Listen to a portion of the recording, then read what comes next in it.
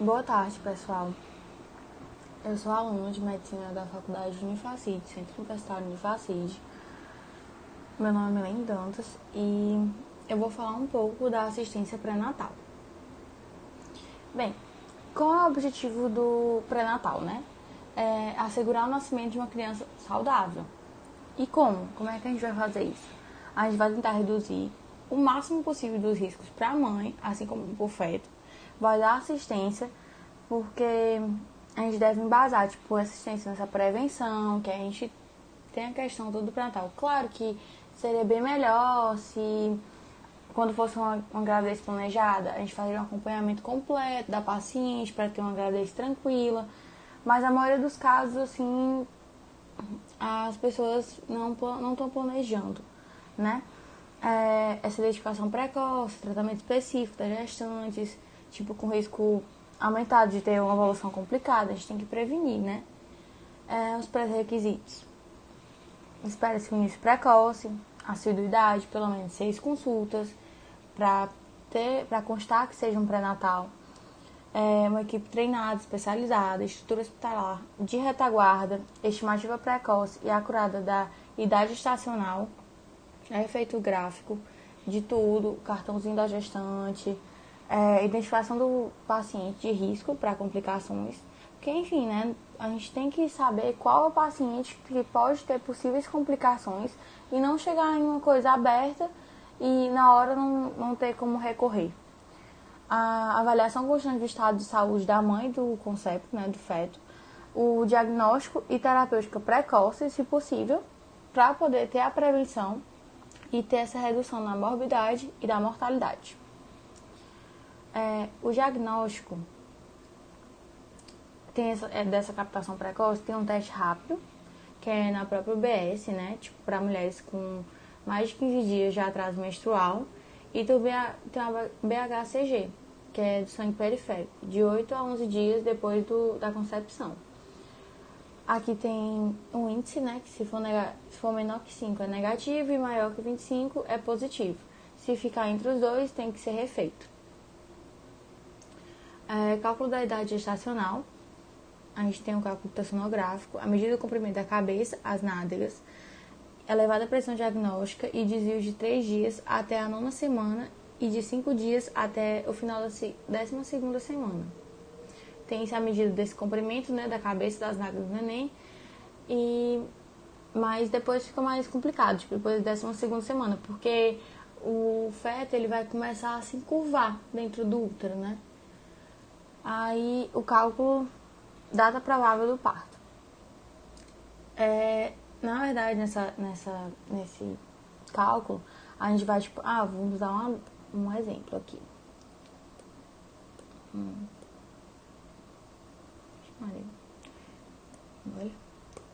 Pronto.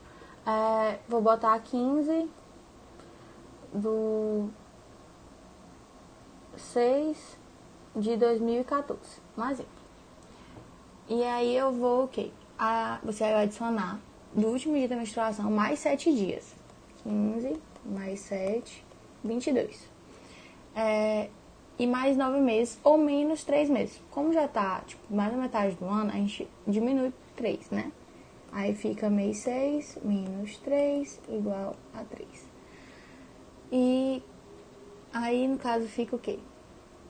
22, aqui ó, dias, mês do 3 de 2015, porque já passa o ano. É assim que se faz o cálculo, pessoal. Pronto, a questão das consultas. A gente vai ter a primeira consulta, em que vai definir, a condição de saúde da mãe, vai estimar, a idade gestacional, vai iniciar aquele planejamento pré-natal, fazer o calendário das próximas consultas, né? Continuar o segmento.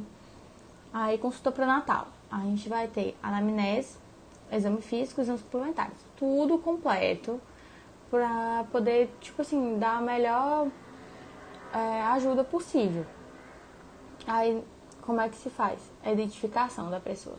Nome, idade, procedência atual, progresso, estado conjugal, escolaridade, ocupação, planejamento da gravidez.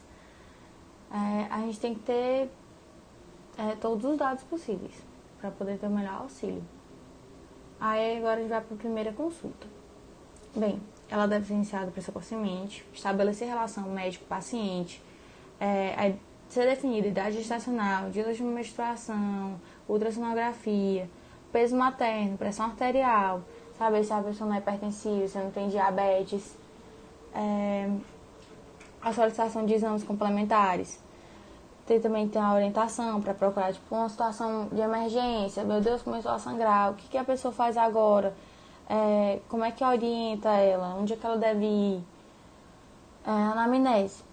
Vou dar informações demográficas e pessoais, antecedentes médicos pessoais e familiares, obstétricos, a história ginecológica, menstrual, a menarca, verificar, entendeu? Quantas gestações teve, quanto partos, quanto abortos, se teve abortos, qual é o tipo de parto, a história obstétrica atual, informações psicossociais sobre violência sexual. Aqui, antecedentes obstétricos, que eu identifiquei, principalmente se gesta para, que é aborto, que aí, quando a gente faz o gráfico, a gente deixa tudo anotado.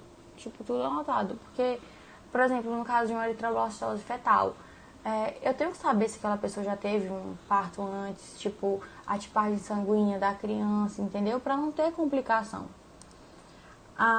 Nesse cartãozinho, né, da gestante, vai ter os gráficos com IMC, vai ter a semana da gestação, com a altura uterina, vai ter, tipo assim, indicando qual o percentil de 10 até 90. Se ficar no meio dessa curva, fica na normalidade. Se for acima ou abaixo, já tem que refazer o teste, ver se realmente não teve um erro, para aí depois começar a ter mais assiduidade, porque aí, no caso, pode ter realmente um problema com o feto. Aqui o exame físico. A inspeção geral da pele, verificação de mucosas, que a gente tem que fazer tipo um todo, temperatura do paciente, peso, estatura, a ausculta cardíaca. Normalmente 5% das grávidas elas vão ter problemas na questão da ausculta. Ausculta cardíaca e pulmonar, né? Palpação do pescoço, tireoide. Tem que averiguar isso. Se você não averiguar, a criança, você traça assim uma linha para a criança, porque ela vai poder ter um retardo. E a questão também de exame de extremidades. Agora sobre o exame físico das mãos, que é extremamente importante. Autoexame. Realmente pessoas que não têm tanta condição de vida, que não podem arcar com a mamografia, nossos OBS mesmo não são ensinados como é que se faz um autoexame, para saber se sente algum nódulo, se identifica o câncer de mama. Mas quem pode, acima dos 40 anos, fazer a mamografia é super indicado. A gente tem a inspeção estática e dinâmica, né, das mãos, a palpação dos linfonodos, a palpação da mama, a expressão. A gente tem que observar assim o paciente. Então, a mensuração do fundo uterino e do crescimento fetal. Essa curva que eu estava falando, até comentei antes, que tem um percentil de 10 e 90. São duas curvas, deixa eu ver se eu posso aqui desenhar para vocês. Elas são mais ou menos assim. Aí, pra criança estar na normalidade, tá normal e tal, a gente vê que tá tudo ok, ela tem que estar entre esse percentil, entendeu?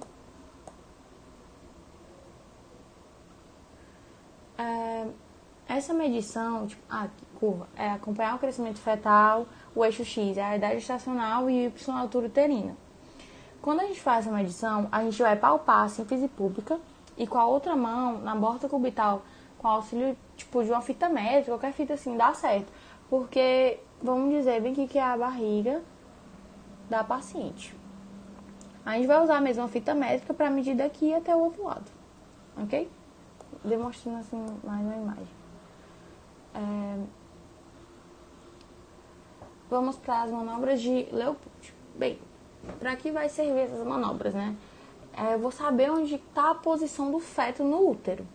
O primeiro tempo, a gente palpa e delimita o fundo uterino, onde faz a medição do fundo uterino.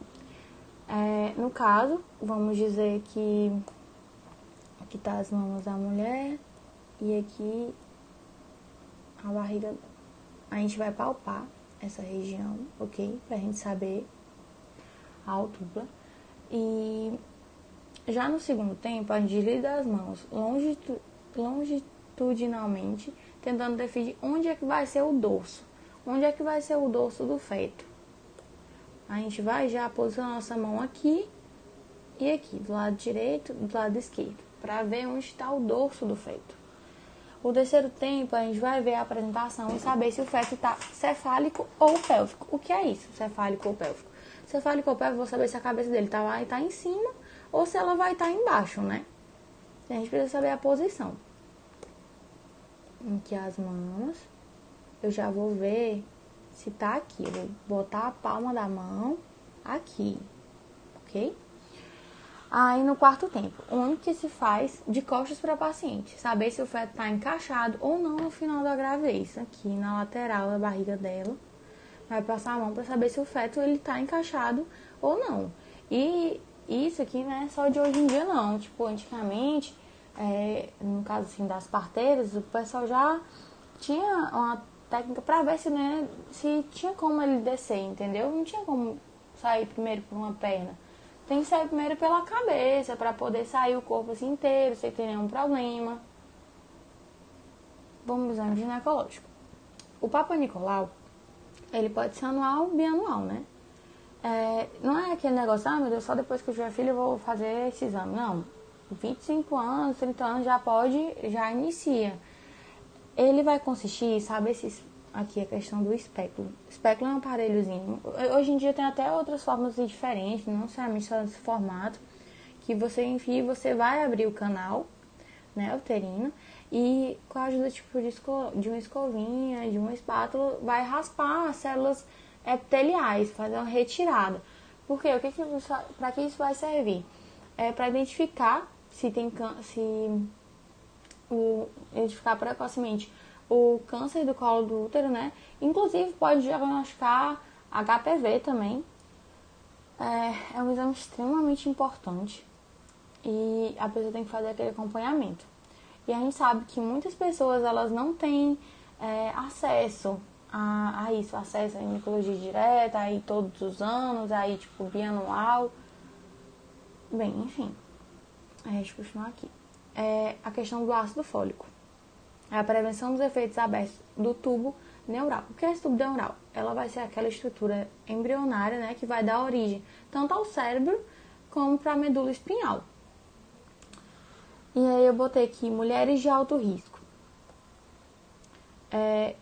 Quando são mulheres de alto risco? É quando elas têm parente com defeito no tubo neural, quando tem diabetes pré-gestacional, imunodependente, insulinodependente, desculpa, epilepsia, ingestão de ácido valproico ou carbamazepina. Por quê? Porque isso vai baixar o nível de ácido fólico, né? Uso de antagonistas do ácido fólico, né? Então, posologia reposição pelo menos, no mínimo, 30 dias antes de 12ª gestação. E o paciente de baixo risco, eles têm que tomar já uma cápsula, 0,4 miligramas todo dia antes do almoço, porque vai aumentar aquela absorção. Já de alto risco já chega a ser 4 miligramas, né? Eu esqueci de falar, mas tipo, tem que ser antes dessa 12ª semana, porque é o momento onde vai ocorrer o fechamento do tubo neural. Então, se não for antes disso, não vai ter como depois. Aí a questão do ferro. Ele é administrado rotineiramente, né? Após 20 semanas já, a partir da 20ª semana. Que é quando a paciente não vai conseguir mais suprir a sua própria necessidade, assim, mesmo com a alimentação normal. E antes da 20ª semana, apenas em pacientes com aquela anemia ferropriva, porque abaixo da 11ª por conta da hemodiluição. Só que, porque tipo assim, se tu começar a tomar antes, a paciente estiver em situação saudável, tudo, o organismo dela não vai aguentar, ela vai começar a vomitar. E não é uma coisa muito boa. A dosagem chega a 30 miligramas. Aqui eu já vou falar dos exames complementares rotineiros. Enfim, a gente tem que ter aquela assistência, porque esses exames, eles são de extrema importância para você saber como é que está a situação da mulher. A vacinação, se ela está completa, se ela está incompleta, o que falta ela tomar, os cuidados que ela deve ter, hemograma completo, a tipagem sanguínea, fator RH, aquele negócio que eu falei da eritrobacilose fetal, que ela é uma doença hemolítica que é porque esse sistema RH, né, do sangue materno e o fetal, eles não vão ser compatíveis. RH da mãe vai ser negativo e o do filho positivo. Aí já começa a ter complicação na segunda gestação. Por isso que tem que ter acesso a todos esses registros, se ela já teve gestação antes, se ela já pariu antes, se ela já teve aborto, por que do aborto, a questão da glicemia em jejum, serologia para, tipo, alguns doentes, toxoplasmose, rubéola, os exames de urina, urocultura, saber como é que tá a microbiota, né? A parasitologia das fezes, tem toda essa questão. Aqui eu botei as referências que eu utilizei. E uma imagem que eu achei muito interessante, que é a questão das consultas. Como vai ser a assiduidade delas, né? Assiduidade delas. Das pessoas nessas consultas. Era basicamente isso, gente. É isso, obrigada, viu?